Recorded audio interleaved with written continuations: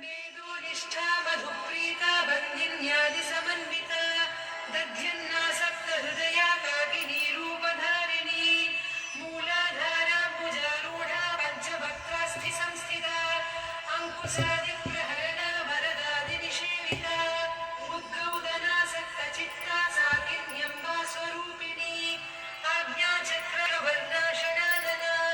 मज्जा संस्था हंसवती मुख्यशक्तिसमन्विता हरिद्रान्नैकरसिका हागिनी रूपधारिणी